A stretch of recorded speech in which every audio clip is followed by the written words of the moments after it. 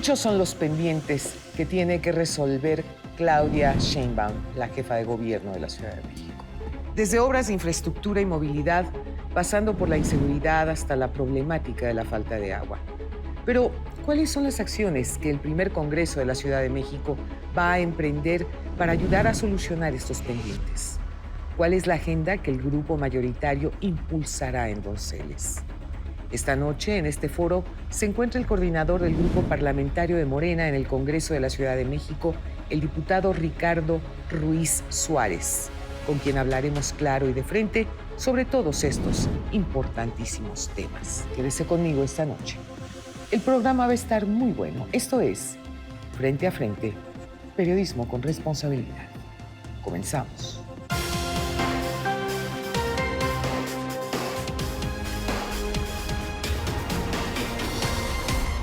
Esta noche me da muchísimo gusto recibir al diputado Ricardo Ruiz Suárez, coordinador del Grupo Parlamentario de Morena en el Congreso de la Ciudad de México. Ricardo, bienvenido, gracias por estar aquí. Gracias por la invitación.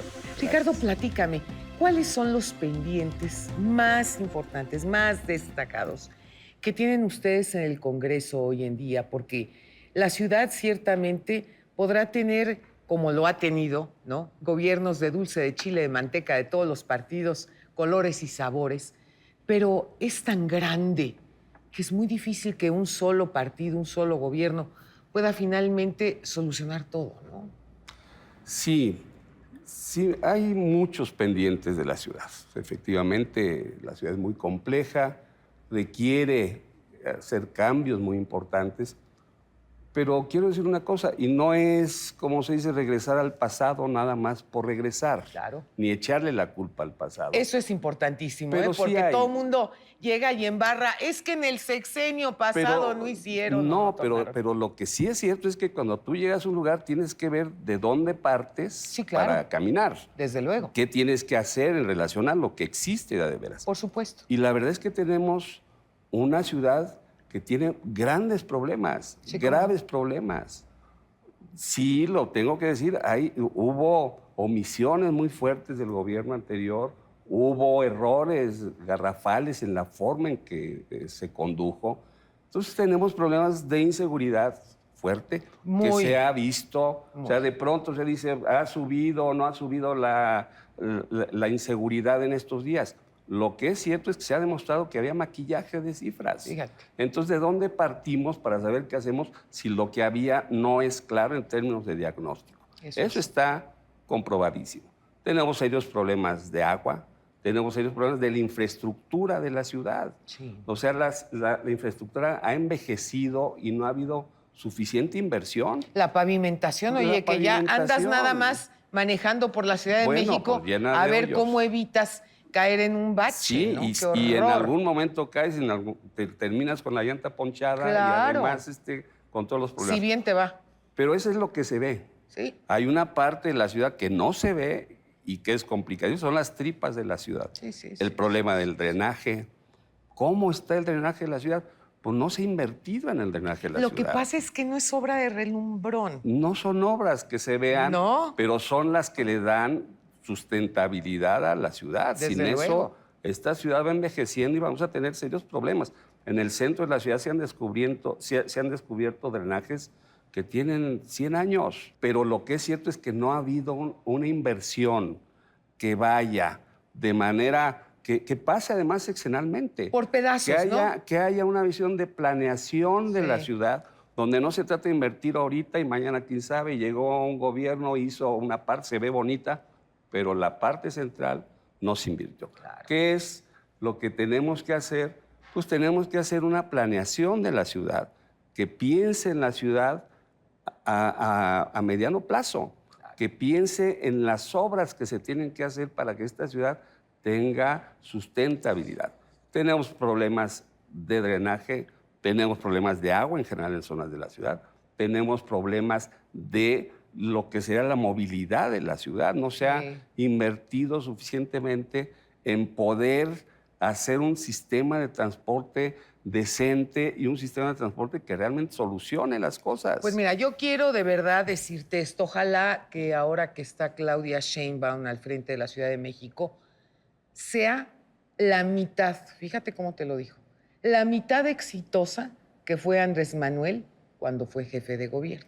Yo recuerdo que todo mundo criticaba el segundo piso. Decías, pero qué barbaridad, está costando un dineral, es una locura, nos paran el tráfico, etcétera, etcétera.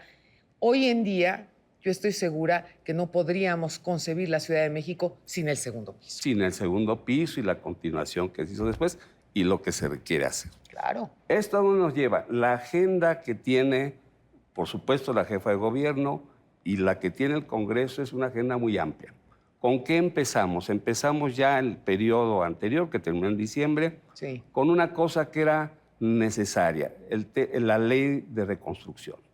No es posible que a un año de que fueron los sismos, la gente no tenía una solución a esto. Hombre, por Dios, pero si acordémonos del 85. Del 85. ¿Cuántos años pasaron y veías tú las casas hechas pedazos, Así es. tiradas, y Así nadie es. hizo nada? Así es. Y la gente, los damnificados, Bien, esperando a gracias. ver qué sucedía. Claro. Eso fue una de las primeras acciones, una ley de reconstrucción que permite una visión diferente donde quienes fueron afectados no tienen que pagar nada. Fíjate. Porque en la visión anterior no solamente fueron damnificados, sino además tenían que volver a comprar y se No, les es daba un una crédito, barbaridad. se decía barato. Sí, pero te endeudas otra vez de algo que no fue tu culpa. Pero por supuesto. Bueno, esa ley de reconstrucción fue fundamental.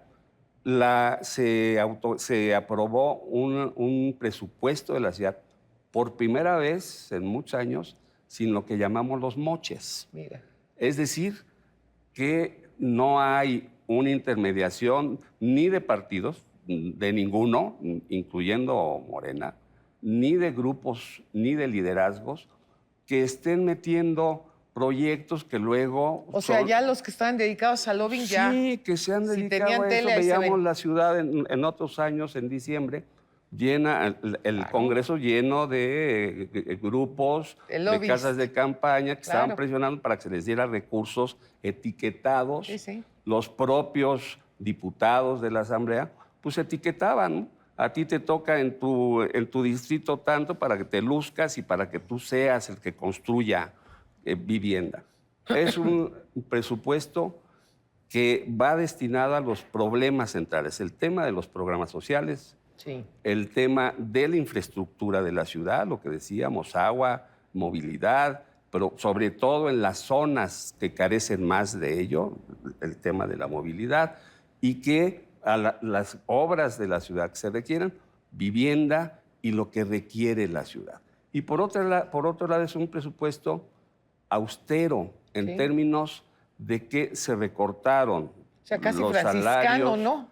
casi franciscano, decíamos, Sí. se recortaron los gastos de los altos funcionarios, de los funcionarios públicos, se recortaron. Se le quitó toda esa parafernalia que tenían, teléfonos, carros, barburas, apoyos de todo tipo, gastos de representación, y ese dinero se está metiendo a lo que se requiere, a la ciudad.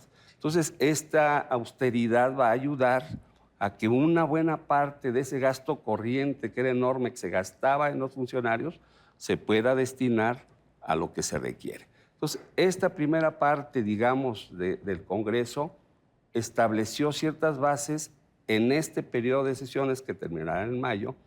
Tenemos algunos temas centrales. Lo de inseguridad. Ley de seguridad Que ciudadana. hay que cambiar eso, ¿eh? De verdad te lo digo y te lo pido de manera pública. Fíjate, si no le dan ustedes las armas necesarias a la Procuraduría para poder tener adentro a los delincuentes, se convierte la Procuraduría en una burla. Una burla para la sociedad, una burla para los policías, pero sobre todo una burla para los delincuentes. Porque claro, estamos tan permisivos, que pasamos de lo que fue en un momento dado un general Durazo a lo que tenemos hoy en día. Y eso es terrible. Con el cuento de los derechos humanos, pues tal parece que son más importantes los derechos humanos de los delincuentes que de las víctimas. Y no tenemos una ley que nos proteja como ciudadanos. Entonces, te lo suplico, como ciudadana, de verdad, cambien esa ley para que en serio la Procuraduría pueda actuar como debe de ser. Porque la policía aprende a los delincuentes, Pero el momento en que los presentan, no, pues con una multa pague usted 3, 4 mil pesos y hasta luego.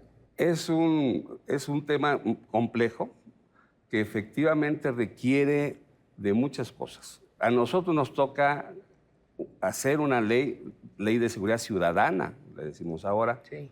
pero sobre la base de lo que ya se está haciendo también. O sea, como sabemos, la jefa de gobierno todos los días a las 7 de la mañana está reunida con la procuradora, con el jefe de la policía, con los diferentes sectores que integran al cuerpo policíaco, revisando cada una de las zonas de la ciudad, viendo cuáles son los problemas centrales y haciendo algo que no se estaba haciendo. En primer lugar, coordinar. Que no vaya por un lado, lo que tú dices, la policía Sí. deteniendo y por otro lado la procuraduría Liberando. soltando, o el poder judicial, ¿no? Claro. Porque finalmente ya se llega Claro. y de inmediato se suelta. ¿De qué se trata? De que haya una visión común, de que se establezca una coordinación efectiva y efectivamente que hay un cambio sustancial en la forma en que operan las instituciones y la policía. Hoy en día lo hemos vivido todos.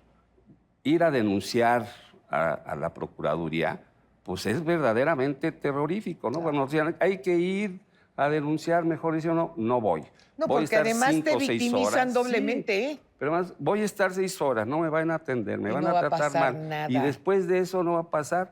Y todavía incluso la propia gente que está ahí, del Ministerio Público, nos decían, mejor váyase. Sí, claro. ¿Para qué se queda? Tenemos muchos casos, hombre, el suyo, quién sabe hasta dónde vaya. Eso tiene que cambiarlo, Lida. Por favor. O sea, tiene que haber un cambio de raíz.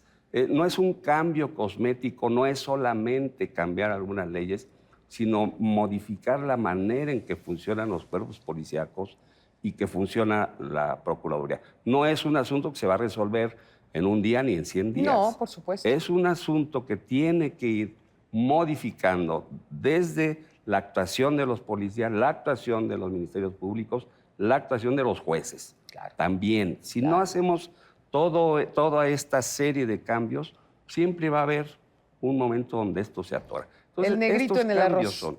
Y ese es parte de este proyecto que ha planteado Claudia Sheinbaum y que nos toca a nosotros en el Congreso dar las herramientas jurídicas, establecer con mucha claridad los elementos que permitan a esto. Es un gran tema. Ricardo, pues desde algún lugar de Europa tenemos a José Luis Belmar y una mujer en la historia. Nellie McClung, una de las 5 valientes canadienses, fue sufragista y miembro de la legislatura de Alberta. Fue maestra, autora, trabajadora social y activista política. En 1921 fue la primera fémina dentro del Consejo de Administración de la Corporación Canadiense de Radiodifusión y electa por el Partido Liberal para la legislatura de Alberta. Su fogoso liderazgo arrastró a otras a la causa del sufragio femenino en Manitoba a inicios del siglo XX. Sus compromisos personales hacia los derechos femeninos se convirtieron en su causa política, que inició hablando en favor del sufragio femenino. Personalmente, vio el sufrimiento de mujeres y niños ocasionado por negligencia, pobreza y abuso alcohólico. Nellie McClung es un excelente ejemplo de la mujer política y socialmente activa que propugna enérgicamente por los derechos de la mujer durante la última parte del siglo XIX y la primera del siglo XX. Murió en 1951 a la edad de 78 años sin haber abandonado jamás su lucha en favor de sus congéneres. Desde Europa, José Luis Belmar presentó para Frente a Frente a una mujer en la historia, Nellie McClung.